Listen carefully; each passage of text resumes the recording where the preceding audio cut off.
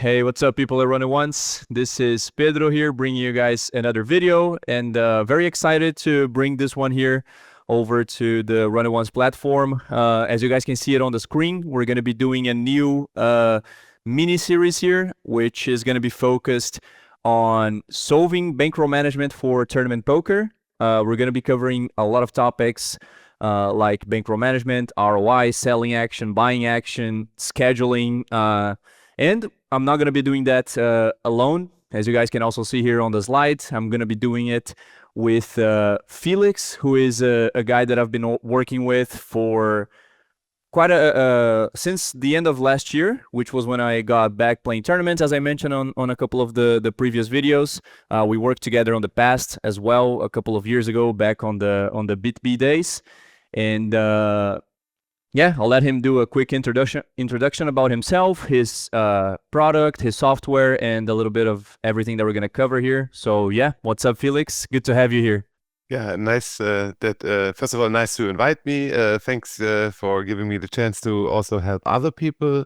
Yeah, so I'm Felix. I am in poker for almost 20 years now. I started as a player and then in 2014 switched into the staking side of the business, and I worked at BitB staking and now work in various different staking environments as a coach or as a more like a financial operator, decide who gets staked, how much money to put in various people across many countries. And today's session, yeah, we're gonna try to explain what we are trying to do in terms of bankroll management and why this is a problem where you can be very precise about some things and some things will always be somewhat not clear. And I hope in the next couple of videos we will make very clear what is clear and make very also clear what will always be a part where we still have to learn things. And yeah, so we're gonna start and yeah, we're gonna talk about why this exists, right? Like why we are trying to and doing bankroll management. And luckily, the problem that is bankroll management is not only a problem that poker players have, it's one of the main problems in financial mathematics and how to grow wealth, right? And there is lots of people we can go back to that are smarter than us, that understand the math really, really well, that helps us to put all this theory into concrete action for us as poker players. And yeah, we are gonna take the next couple of videos to go through these details in detail. Yeah. Nice. So I just wanted to add something real quick before we get started. Well, first of all, just a side note that this video is more about an introduction of what you guys can expect from the series. So we're just gonna sort of browse through all of the topics that we're gonna cover with some quick explanations, and then on the following videos we're gonna go very in depth into each of those topics. But the thing that I wanted to add up, just to share with you guys, I also shared with Mikey and the Run It Once crew that we were talking about before starting this series, is that back late last year, as I mentioned, when I reached out to Felix to help out with a lot of those things regarding bankroll management, what tournaments to play, how to approach them, how to just think about all of those aspects outside of the technical part of the game itself, I was like very, very, very blown away, as I hope you guys are going to be as well, both with the quality of his product, his software, but also with like so many good insights about all of those quote unquote side aspects of poker, especially because like the thing that I was the most surprised by, I think, is how clueless most people are about a lot of those things, and I have a lot of friends that I used to play tournaments. I played for 5 years full time. So I have a lot of friends that, play since 2015 or even before that. So like over a decade of professional poker, like MTT players. And even they were like, obviously they had some idea about a lot of those things, but just in general, so clueless about so many of these topics. And when you think about it, we're always, when we're thinking about poker or playing or, you know, even selecting some tournaments, we're always sort of having this sort of like a poker player type of thinking in terms of like maybe only thinking about our edge or the spots or the type of the tournament, or just spending our time thinking about strategies and how to play 3-bet pots and how to defend the big blind in ICM or something like that. But at the end of the day, like, all that you're doing is that you're managing a portfolio, right? You have X amount of money, whether you play on your own, swapping in a pool or staked or whatever, you have some money, and then you're going to invest that capital under a certain degree of uncertainty, right? So that's literally all that it is, which is something that, as Felix was saying, is solved for a very long time. So all of those topics, like which terms you should play, what is your ROI, like some people go crazy over that, and that is not something that is subjective, you know, as we're going to see here. You can mathematically get to a number, to an estimation based on your own data, to which point you can know what ROI you have on the tournament, because it's also something not that difficult to prove mathematically. So yeah, just wanted to add that up. I'm very, very excited about this video series. I talked to the Run It Once guys as well. I think it's going to be something extremely valuable. I personally never saw this anywhere else in the market, you know. And I think, honestly, if you're like an MTT player, as I said, whether you play staked on your own or whatever, and you're a good player, you're a professional poker player, you know, obviously we can always improve in the game, you know, so you can spend another 10, 20 hours studying ICM or whatever topic. But I honestly think there is literally nothing that can give you a bigger edge or a quicker overall return of your investments, like a quicker gain of ROI, than properly managing your portfolio, you know. And hopefully by the end of the series, you're going to see that there's a lot more to it than you may think, and hopefully a lot of your assumptions, you're going to see that they are actually wrong, as I saw that plenty of my assumptions regarding game selection, registration strategies, bankroll management, selling action, all of that.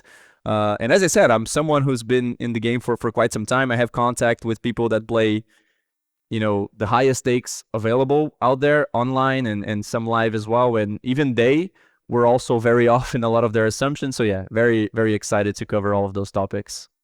Yeah, I mean, it's a great topic, and just to make it clear, I think the part that it's solved and why it's solved and why it's so unaware is just it takes a long time to to read all the papers and translate this back, and then you need the financial incentive to actually do that, which is something I was in the luxurious position as someone that didn't have to coach in BitB but had to make the game selection decision, which means having a lot of people depending on your opinion. So, and I don't like to have an opinion in most cases. So that's why I built out, or not I built out, I rediscovered, right? Like, because most of the, or not most, all of it is stuff other people came up with, where we just have to apply them to poker. And yeah, so in terms of bankroll management and game selection, the key will be, or for us to make it so that you guys can only get back to free betting frequencies, right? Like, because the game of portfolio management from results is somewhat solved, right? Like, there's the things you can know and the things you can't know, and then you can go back to getting better at poker, because getting better at poker makes your bankroll management better, right? Like a high ROI makes your bankroll grow faster, and the overall goal, obviously, for us on Run It Once or in any professional poker player, obviously wants to increase their earning potential by understanding the subject matter better. Yeah.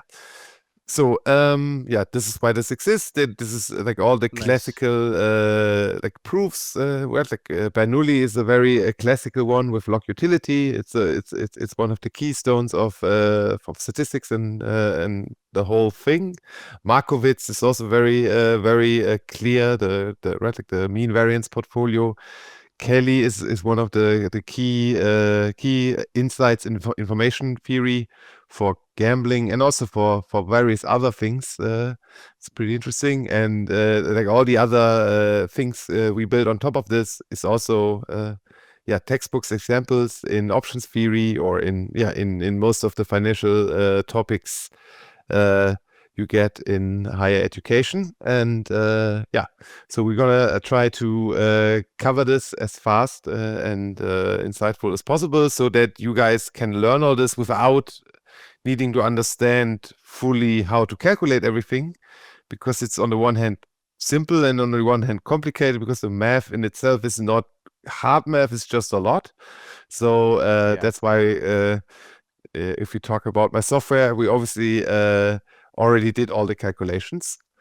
And so Nice. as we said, what we're going to cover is now here. This is our first intro video. Then we go into detail about the bankroll and the Kelly. And then we go a little bit into our frequency and what statistics and other things can tell us about ROI and how we measure that. Once we know how to measure ROI, which is important for Kelly and which is also important for selling and buying, we explain you guys how to do that. And then once we know how to sell and buy and manage, we manage how to manage our total portfolio of all the options we have. It's a little bit easier if you're in Las Vegas. You have to pick between 3 casinos and you can play 5 games, or if you're playing live, you have potentially hundreds of games as your potential, and you can sort through which ones you should play depending on your own beliefs. So this is the goal of our session. Nice. Yeah, I think that's a very good way to sum it up. I guess maybe we can go to the software a little bit, explore some of the functionalities of the tool that we're going to be using to cover a lot of those aspects.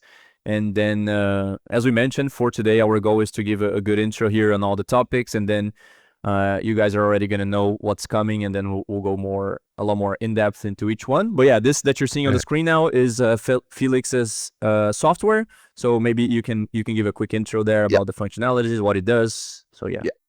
So this is my software, and it has various tabs, and this is one of the tabs. It's called the Mota tab, which stands for Mean Optimized Tournament Allocation. So it's we want to optimize our mean or our average outcome against the tournament. For that, we obviously want to compare which tournament, right? And for any bankroll management decision, the things we always need to know is our bankroll, is how much the tournament will cost, how much people we expect to be in the tournament, because our bankroll management decisions are largely dependent on the payout structure of the lottery or whatever ticket we are playing, the rake of the tournament, because the more rake, the better we have to be to bring back even, and because it's a real software and we want to think about how much we can sell, also the markup we can get from the market, right? Based on these inputs, which are the key inputs for most, and the rakeback percentage in theory is also a key input. Based on these inputs and your belief about your ROI, which is defined here, our software tells us exactly if our goal is to maximize wealth of our bankroll, how much we should buy or sell in ourselves and sell to the open market. And we will go into the math and into the details why we sell a certain percentage, although we lose some EV, and why this is still optimal, and why there's a lot of mathematics that proves that, and how this all evolves around your cash frequency and your heads-up win rate, or not your heads-up win rate, which is a proxy, or my software uses a proxy as your general skill expression as a good tournament player, right? We know tournaments roughly break down into how often do you cash and how big is the cash when you cash, because that gives you ultimately the ROI you can measure in your results, right? And these two parameters are the sufficient parameters for your player skill.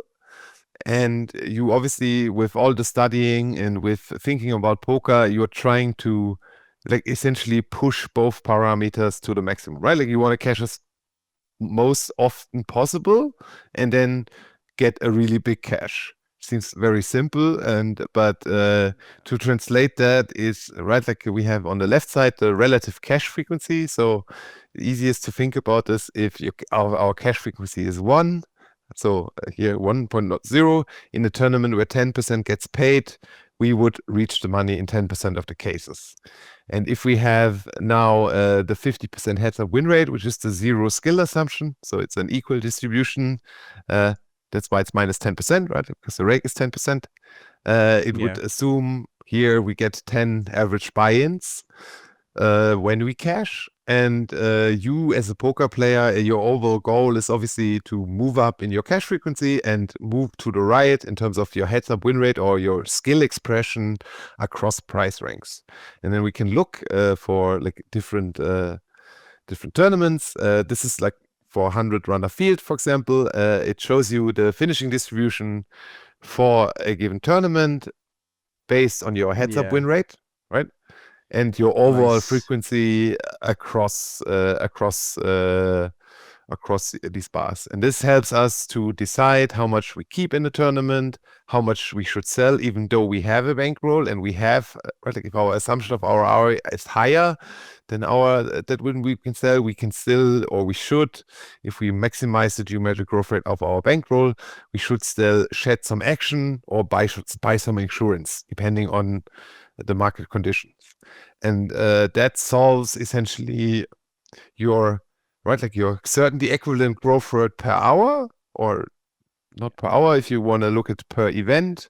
And this gives us later on the entry point to solve the portfolio management question, because every tournament now has a certain equivalent to growth or a certainly equivalent growth per hour, which then you can use to compare a turbo with a hyper, with a freeze out, with a PSKO, with different RI assumptions, with different fields, with different buy-in sizes to build out your nice schedule that in theory across a lot of runs, right? Like as always, your bankroll management strategy is compared across, right? Like trying to run 1,000 lives, and then over these 1,000 lives, you come out ahead more often than not against any other comparable strategy. But the details of that we also will attack in a later session, or like in a later video. But the general idea is, if we just maximize certainty equivalent growth, we can go through life pretty convinced that that is our best approach to making money. There's a bunch of theories and theorems that cover that as well and prove that out, but also we're gonna do that in the later part of this video. Yeah, so let me just add up to that as well, like in case you guys are getting maybe a little bit overwhelmed with all the information, the numbers. I think that's totally normal. And as we said, we're going to cover all of those topics a lot more in depth and with calm on the next video, so don't worry too much about it. But yeah, I'm saying that because like first time that I was seeing all of this and getting access to the software and all of that, I was also having a lot of doubts and being a little bit overwhelmed with the information. But yeah, as Felix said, like all that we have here on this tab, for example, is a way to calculate exactly based on your bankroll, based on the tournament that you're considering playing, you know, field size, rake, and on the markup that you're able to sell. We can tell like exactly what tournament can you play 100% on your own, or rather that you should play 100% on your own, what tournament you should sell, and how much you should sell for each event that you played. And that is all based on those distributions that we're seeing on that table, which they just predict, you know, how much your ROI is going to be based on how often you cash the tournament, and then after you cash, how often you finish on each of the you know, positions and the payouts that go along with it. And you might be thinking that we still have something that is subjective, right? Because we have to make some estimations there to figure out our ROI, and the estimations are how often we cash the tournament, and then how often we make the deep runs, or how often we finish on each of the positions of the tournament. But that is also something that it's not subjective, and we're going to cover that more in depth, but you can actually get all of your data, for example, from SharkScope, in which we can see exactly how those stats are looking in your data, you know? So what is your caching frequency? What is your heads up win rate? Which is not, as Felix said, literally heads up win rate, is just a stat that is an expression of skill, right? Skill level across It's the literally tournament. the heads up win rate and the other thing. So it expresses exactly for that given heads up win rate, the heads up win rate, but it also gives us an increased rate on third place, fourth place, fifth place, right? Like your final table likelihood, the likelihood to get final two tables. Like your distribution on how often you finish on each of those positions, right? The tilt and how much skew your distribution has towards the very best places, right? Like the skill expression of the game. And for me, at least, that's how I decided. That skill expression is easiest for us to understand in the most defining stats, which is your heads up win rate, because it transports the most information about skill. Also, obviously, there is still a lot of variance in the heads up win rate, but right, like even getting heads up gives you a lot of information about skill. But it's essentially the way we could define the most interesting characteristic about how we describe skill, right? Like we can describe skill in either like in your average cache, but that is not some that fluctuates with payout structure. Your heads up win rate is a non-payout structure dependent like measurement of skill. And then obviously you will have a higher edge of getting from 3 players to 2 players and from 4 players to 3 players. But like if we like essentially reverse the logic, we always start with the most informative characteristic, in which is your heads up win rate. Obviously, you can still have high heads up win rates even if you only win 43% of heads up in actuality, because your heads up win rate will that's sort of what I meant. Yeah, that's just to make it clear for everybody. It's and in terms of your stats, obviously we get the data, and I think it's the most efficient way to look at only your results data. It's looking at in the context of our 2-parameter framework. And we can really, if we play a lot and play very similar games, we can like very precisely know our cache frequencies, and we kind of will eventually get to an idea about our heads up win rate, right? But the beauty about uncertainty and the whole problem of bankroll management is everybody's uncertain, and it's just about trying to reduce uncertainty and making sure we are in the right column, essentially, right? Like we will never know if we are 32 or 40% RI. That will take a while, and we won't have that time. But we can, with certain statistics, we can like essentially exclude that we are losing. Yeah, like you can have a very, very, very good like confidence interval, right? We can like have a high confidence error. interval that we have lost 100K in the data and still expect to win, which obviously is helpful if you are, and which most tournament poker pros will be eventually in a big downswing, where they will have ask themselves questions about the viability of their job. And with these frequencies, we can at least check their viability for them to a certain degree. But that by the way is something very cool as well, right? Because often when people are going through those periods of downswings or something like that, you always have those questions, right? Like obviously you can always improve, but you know, am I fucking up? Am I playing the wrong stuff? Am I just running bad? What's going on? And often, at least before we worked together, I never knew that there was a way to get an answer to that, you know? And with the data, you can sort of get an answer to what's actually happening, you know? If you import your data and over the last, whatever, 1,000, 2,000, 3,000 tournaments, you can take a look at your numbers. And as you said, you can sort of see with a very high confidence that, okay, this is what happened. Your numbers are looking good. You're expected to win in the long term. So you're going through a rough stretch.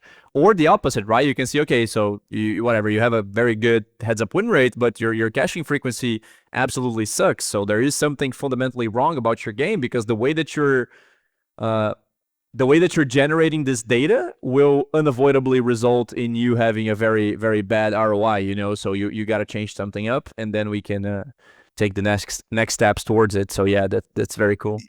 Yeah, there's, but like, I work with enough people. There is people trying to make money playing poker at 0.9 rate, which means you need to dominate the game to make any EV. And there's people managing to cash 1.4x. So for them, they don't even need to win a lot to make a lot of money. So there is a vast chasm. But I guess we're gonna have a video, right? That we're gonna go. Yeah, we're gonna go over this ROI science. So we're gonna go very in depth in doing the details. But yeah, in general, there is a lot of data, at least in the quality of your early game decisions, which are 80% of your decisions or even more, and which gives us a floor essentially of what we think someone can have as an ROI. But that is also for the next session.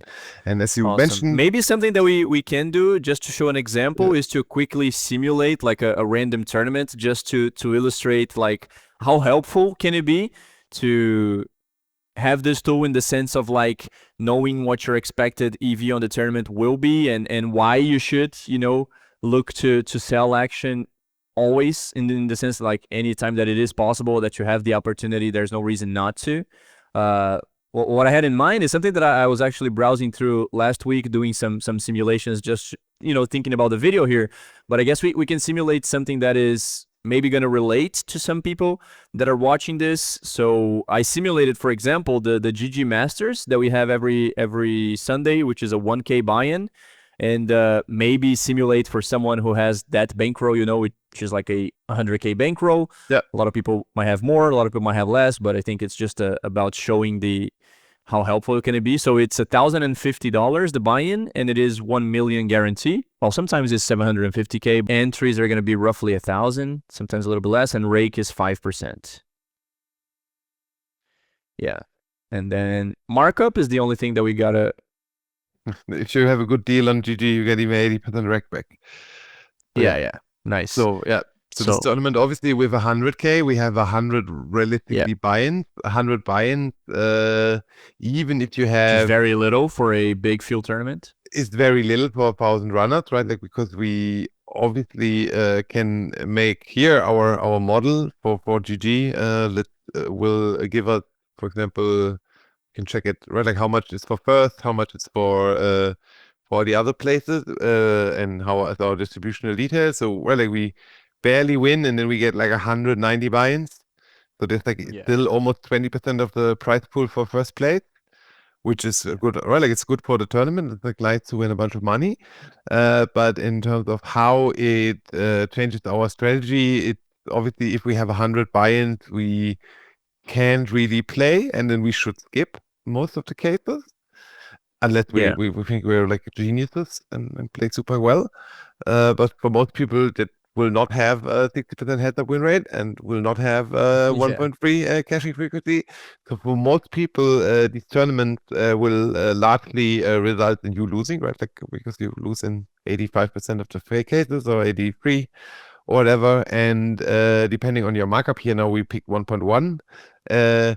We would like to play this tournament essentially depending, right, like more like with 500 or 800 buy-ins, because it's just how this usually works in terms of the field of 1,000, and it becomes even more. We want even more buy-ins the bigger the field becomes, because the standard deviation just goes up, and there's a side effect of most payout scales that once the field is bigger, the ROIs actually go down for the same skill. We will also go into detail about this later on, but so essentially, maybe for this one we can assume something like 1.10 caching frequency, like 53% or something heads-up win rate. Just for the sake of would be here. This guy thinks with 53, right? Like so that's a solid 25% winner, which is a great winning percentage. Player, yeah. But if you would keep 60% of your buy-in, right? No, you would no, just load it. So you would keep 17% of your buy-in. 17%, yeah. So like I roughly thought about 500 buy-ins here, right? Like so that is it roughly thinks you should take 20% and just sell 83%. Because obviously at 1.1 we can almost an 80% rake back. We get a large, like almost a free roll, and Exactly, yeah. almost a free roll and some high probability ourselves. We obviously will have like lots of upside and not that much downside. Yeah. And that strategy comparison tab, I always find it very interesting as well, because as Felix said, like I think everyone knows that you can't really play like a huge field tournament with 100 buy-ins in your bankroll. You know, at least that's gonna be a very, very high chance that you're gonna bust your bankroll, in the sense that even if you see there when it says play 100% on your own, if you were to play this tournament, even though you're a very good player, you have 25% ROI, you're losing money by clicking the register button, right? Because just the distribution of how often you're going to not cash and get very small cashes and how unfrequently you're going to get a big score, it's just going to result in being a minus EV investment in terms of like thinking of bankroll growth, you know? So you can see that we're losing like $1 per hour that we're playing this tournament. Whereas if we were to sell under the optimal strategy, we're making $20 an hour by playing this tournament, you know? And so even if you have like, you know, that bankroll, or if you have whatever, like a 50K bankroll, but you're a good player, you're, you know, have good results across your ABI, whether that is 50 ABI, 100 ABI, and you have like people who trust you and who know you're capable of being a plus EV player on this tournament, there is no reason for you not to play the huge field 1K or the huge field 530, because those tournaments usually have a very good ROI unavoidably, because they have a lot of recreational players, a lot of weaker players on a big field Sunday.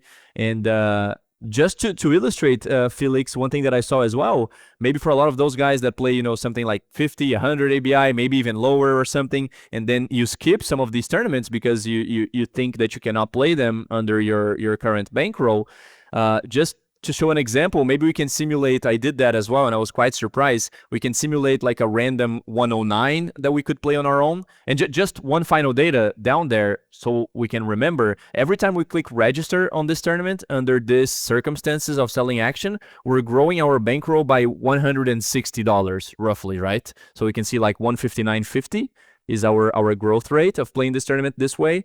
And then if you can quickly simulate the 109, just so as to show a quick difference, can say like 1,000 entries, it's all good as well. The rake is 9%, not sure how much that's going to affect, but if we're playing a 109, it's usually 9%. So we have only then we have only 21% roughly ROI in that tournament now, but yeah, maybe we're gonna have a higher ROI, right? Because our caching frequency heads up win rate will be higher in a 109 than it will be on a 1K. Yeah, but even if we have like 30% or whatever, but now in a 109 we keep everything, right? But our hourly is only $3, right? Exactly. That is so crazy. Like, obviously we can play on our own. That is the term that we're bankrolled for. But like, if you say, oh, I cannot play the 1K, I only have 50 buy-ins or 100 buy-ins or whatever that is, and you play a 109 instead, you're basically winning $24 every time you click the register button. Whereas if you were to play the 1K selling 83% at a small markup, you'd be making $160. So look at how much more money you're making, you know, just by having the clarity on how to optimally manage your portfolio, you know, of investing into poker tournaments. So yeah, I thought that was quite crazy. Yeah, we will go over what is the certainty equivalent and why this is. I mean, you're not right. Like we thought about, you're losing money. You the thing that happens is that this overbetting characteristic. We will go into the first video soon about the Kelly criterion. Is in the extreme, right? Like it's very obvious that EV maximization is not clearly the good strategy. But we as poker players, and this is I think a weak point of most people, are not aware that this overbetting can even happen in things where you don't feel like you have 100 buy-ins. So why should this be bad? And why this is a problem? But the math and the Kelly criterion and the way the framework and the whole thing breaks down is right, like if you go over invest and over invest, you on average run out of money, right? Like, and that's why that we have here a negative certainty equivalent. And but because we as poker players obviously want to invest the maximum amount of money, right? Like not our own, but someone else's money as well, with a positive edge to generate a lot of growth rate. We obviously try to sell in tournaments where we don't get to invest all of it, right? Like here in the $100 case, we see 1 point markup is not enough, and we can manage the variance. We don't sell anything. We just keep all the good stuff for us. But obviously, once we can't take all the good stuff, we should try to arbitrage or sell and increase our volume because this is just the leverage we are provided by now with the GG marketplace, and right, like there's a lot of established ways how to do that, and that gives us just extra potential for leveraging our skill again and trying to extract money from our skill, right? Like that's why we all play, is try to make money playing cards, and you also make other people money, but you make more money overall, which is the kind of idea or what we trying to end up with at the end of the session, that we are okay with making other people money because it makes us money too. Right, like so because obviously in the poker world there's a lot of stigma with selling, and you should only play for yourself. That is mathematically untrue. This is same nonsense. As if you would argue that you don't need house insurance.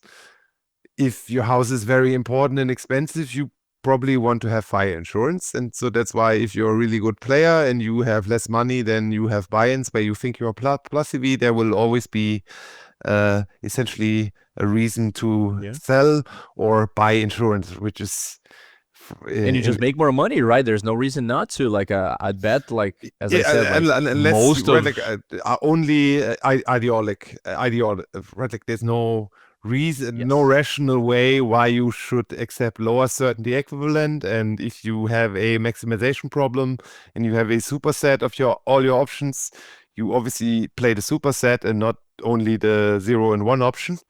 But also that will be in the next video, I think. What else do we have? That's what we cover, right? Like selling, action, Roy Science, Bankroll, Kelly. Yeah, and we can take a look at the other side of the coin as well, right? For some people that are watching here that might buy action constantly, that is also something that we can solve with your tab, in terms of like action buy-in. We can like very easy in theory, and the same approach applies where we can have a bankroll, we can have the same field size, we can have rake, we can see at which markup they are selling, and then we also have to account for the shape of the payout distribution and the game type, right? And then we can essentially generate for each field size that you want and each bankroll and given markup, how much you can put into a certain player, right? Like depending on the field size. So if you want to think about how much you want to put in your friends in the WSOP main event, that is essentially the same problem as buying yourself into the WSOP main event, reversed with also markups, but also something I think a lot of people want to figure out, because obviously buying action in other good players is also a way to make money.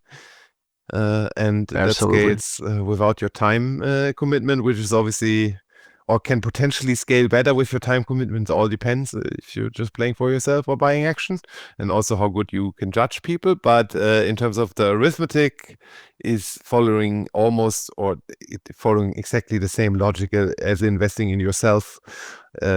Same math, same problem case, just different hourly, right? Like, because obviously the time commitment for buying action is like almost zero. I mean, there's some certain, but here for our math it's zero, right? But yeah, that is what I can help. The software does. The software also helps you. There's a bunch of other functionalities, right? A bunch of other tabs. But I think like with time, across the next couple of videos, we can explore the other tabs, the package builder, the scout tab where you can input the shark scope data. So yeah, we can go one step at a time. Still a lot of things that we're gonna cover on the future videos. So yeah. Yeah. But the goal of the whole session is to make everybody aware of that this stuff exists, that there is math, obviously, and just a baseline rule case that you can follow that gives you a good overall strategy for what to play the next day. Right. But yeah, we're gonna go through all of this. I think we're done with the setup, and we will start with the next video with the Kelly criterion. Go over what I try to at least somewhat put in, but not totally for Kelly. We'll go through the whole explanation from the start again, and talk about this in the next video. Same with we'll go into detail about CF rates and heads-up win rate and all the other things that help you make the best schedule for the next day. Have a clean myopic policy of portfolio management every day of the week. You wake up and you get a clean way to approach every new day, depending on if you won the last tournament or not. Right. Yes, exactly. Yeah, I think that was a good intro. Hopefully it gave you guys an idea of all the topics that we're going to cover, how it works, where does it come from, you know, an introduction to Felix and his product, which, as I said, to me, it was for sure one of the most valuable things that I had personally in the last, I don't know, couple of years, in the sense of like how big of an edge I think this not an edge, but like how, as I said on the beginning, right, like how important it is to optimize your investments, because that's all we do as poker players, right? We're just investing our money into something that has a good ROI, that has a high degree of uncertainty, and we want to do that the best way possible. And you'd be surprised how many people put in hundreds of thousands of dollars every single month into investing in themselves and other players without actually optimizing that, which is kind of crazy to me. So hopefully you guys are as excited as I am about it, because I think this is going to be very, very cool. I'm going to make sure to post, you know, on the video here, perhaps on the description or something, all of Felix's information in terms of like his contact or his software. If you want to reach out to him, you know, talk more in depth about his product, maybe work together. I would, you know, I think I said that already, but I'd highly recommend. I have zero financial incentive in this, so if 100 people here on Run Once reached out to Felix, I have no financial gain in that. But just personally, you know, giving general advice, I do think if you do have doubts or uncertainties, or if you saw that you're maybe not optimizing all of those aspects of your career in terms of how you're investing money, how you're investing money in other people, in yourself, how you're going about game selection, registration strategies, you know, we're going to talk about a lot of those things in terms of like max late reg, which is a topic that is very, you know, everyone is talking about nowadays. Knockout tournaments, non-knockout tournaments, a lot of topics. I'm just rambling at this point, but yeah, so many very valuable things that you can get out of this. So yeah, I think this was it. Anything else that you want to add, Felix? Also, no, I first of all, thank you for the very nice words. But yeah, the goal is after these sessions that you have an idea about your risk management and your portfolio management, right? Like the things in your poker career that have nothing to do with the cards, that make it that are potential pitfalls that you shouldn't have, right? Like if you already spent the time and the energy to become really, really good at the card game, you obviously should spend the last 10 or 20% or more, it's more maybe like 3% of the time to also make the allocation strategy great for the great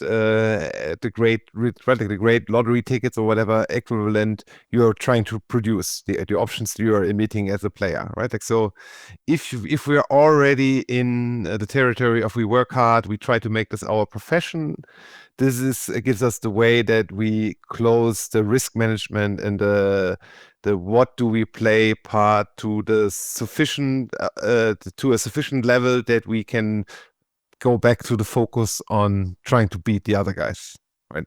Because there's, at least from my working with a lot of staked and non-staked players, some people just beat themselves with portfolio management. They don't even have exactly. They don't even have the problem of them losing. It's just their allocation strategy, most likely even for a winning player, leads into zero money. And obviously that is something we want to critically not do, to be like good at this, really, because poker is dangerous and some people will lose money. Most of them actually do. So for the very few special ones that shouldn't lose, obviously them losing in the risk management category, where you can like very easily pick up the right, not easily, but there's ways to pick up a good portfolio and risk management strategy that we want to provide here, and then save a lot of people from punting their money in a predictable way that they end up a client of a stable. We don't, we like to people keep their money for themselves. But yeah, that's the goal for the upcoming session. Awesome. Yeah, I think that was it. Thanks for joining us here for the series. I think it's going to be very cool. Yeah. And yeah, see you guys on the next session. Any questions or comments, leave it on the comments as always, and we'll continue chatting there. And that's it. See you guys on the next one. Bye.